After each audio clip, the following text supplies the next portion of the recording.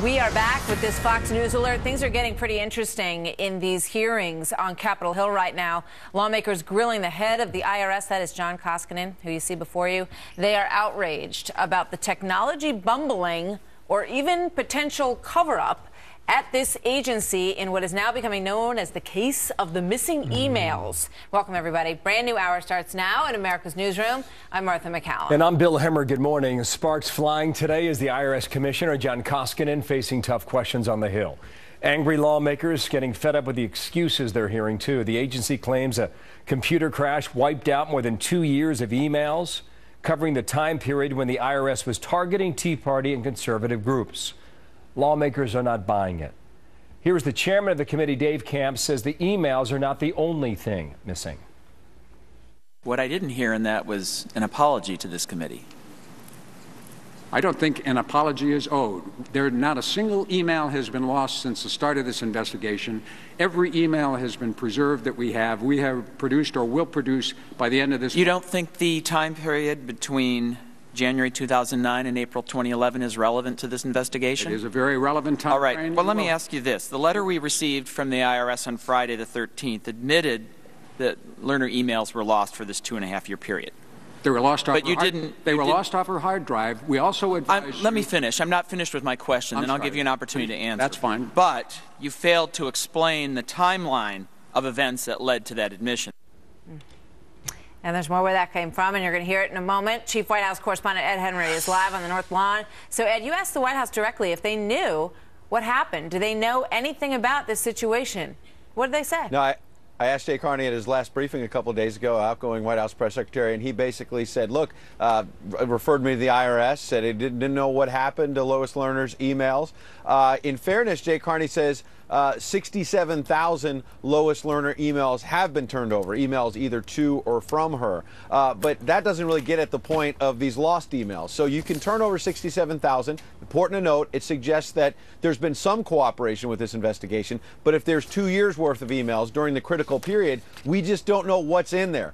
Jay Carney also noted that in their initial search of those other emails, the ones they have, there was nothing between Lois Lerner and the White House. So there was no coordination there, they say, between her and the White House in terms of targeting Tea Party groups. But again, what's in the other emails? John Koskinen, an important note, the commissioner who you just played that soundbite from, in previous testimony months ago, said that there were backups of all the emails and said, don't worry, we're going to turn over emails. This is, months before that letter saying, we don't know what happened to these emails. He said there were backups. So that's what I think you'll see Republicans zeroing in on the Hill is, where are the backups then? Because there's just a whole gap here in the story. Yeah, I mean, it appears to me that the White House, although they obviously want to push this off on the IRS, I mean, the president has responded to this initially. He said that he was appalled by it and that the IRS is an agency that has to be beyond reproach, that it affects every American life. Then he said there's not a smidgen of corruption in this. But since then, you've got these disappearing hard drives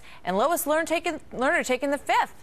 Well, and remember, the president, after initially saying it was a big deal and he was outraged, also said at another point, that it was a phony scandal, part of a whole series of what he called phony scandals, Benghazi, et cetera. And so they have tried to downplay it. In part, he did that because as more reporting came out, it showed that there were potentially Democratic groups that were targeted as well. But there have certainly been more documents suggesting that the Tea Party was being gone after, and that's been a fight back and forth. But here's the broader point, I think, as well. You had two things. One, John Boehner yesterday, the Speaker of the House, said in his words, he doesn't think the president has lifted one finger to try to get to the truth in this investigation. That's something they would deny here at the White House, obviously, but I think that shows there's still going to be pressure from Boehner and other Republicans in this midterm election year. This is a big political issue, let's not forget. But number two, could you imagine if you were being investigated by the IRS and you told them, yeah, I could prove to you that nothing went wrong here, but I lost the emails, the hard drive's been destroyed. I seem to think there'd be some skepticism at the IRS. No, I don't think that would go over very well. And I think that they would find myriad ways to try to get their hands on what they needed. So, yeah, very heated here. We're going to see more of it in just a moment. Ed, thank you. Great to see you. More on this now with Chris Steigerwald, Fox News digital politics editor. Chris, good morning to you. The question went out about a special prosecutor. Here is the question and answer now from a moment ago. Will you support the appointment of a special prosecutor? There are 6 investigations going on at this event. Yes or no? The IG is already investigating this. Can you give a definitive answer to this committee? Yes or no, do you support the appointment of a special prosecutor? I do. I'm not controlling the time. I'm asking a question that can have a simple yes or no answer. I think regular order. I think the appointment of a special prosecutor after the 6 investigations ongoing and the IG investigation into this matter ongoing would be a monumental waste of taxpayer funds. So is that a yes or a no? That's a no. Wonder how the public reacts to that. I guess you could ask them, then why did you know that these hard drives were gone in February and you just found out about them now in mid-June, Chris? The proliferation of useless numbers as it relates to investigations has been a remarkable trend in Washington in the last couple of years. We gave you 80 million emails. I gave you 27 hard drives. We have 6 investigations. On and on about numbers. Numbers are irrelevant metrics when it comes to investigations. 30,000 emails or 100,000 emails don't matter if you're missing the one that you need. It's the needle, not the haystack, that matters in these things.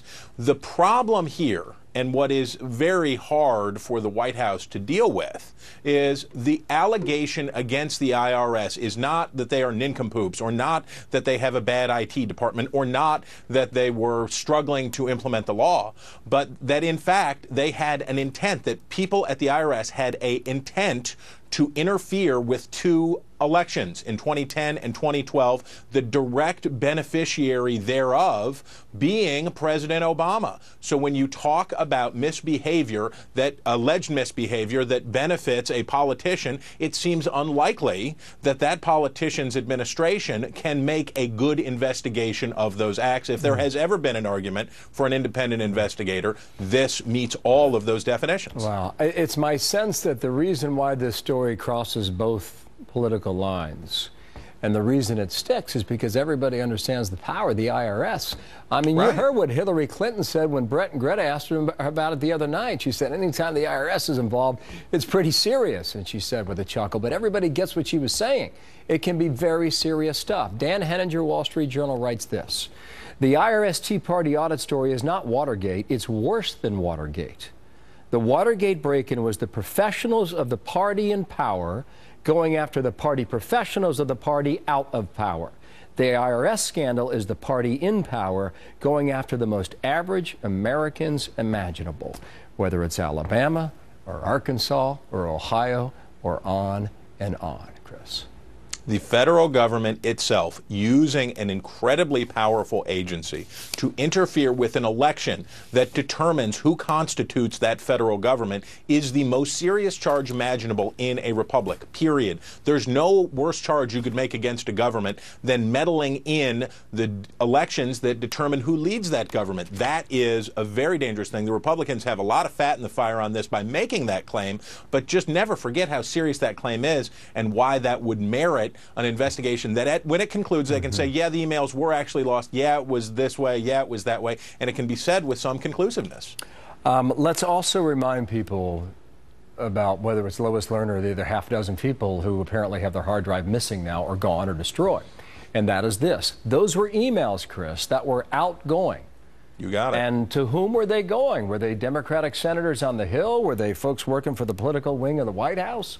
You know, we don't know. But when you don't produce them, the hunch is that you're hiding something. Well, exactly. And if this was a criminal case, you would have to assume evidence deemed destroyed would be rendered in the light least favorable to the defense. The judge would just tell the jury to assume the worst. You'll have to assume the worst if this evidence was destroyed. And if you assume the worst here, a jury would basically have to conclude that something in these emails was to somebody that brought a collusion beyond just the folks at the IRS and into some of those same Democratic senators, into the White House, into the folks who were publicly pressuring the IRS to crack down on their political foes. Then you wonder who was getting audited at that time, too. Listen, it goes deep, and it's a question of when you get to the bottom of this. And right now, we don't know. But, Chris, thank you for your time. Chris Starwalt, he writes, let's not forget why we care. And he laid it out really well. Thank you, Chris. 9 minutes past. Still monitoring all that testimony. We've got some new sound coming in from that. We're going to bring it to you in just a moment. So stick around for that. And in the meantime,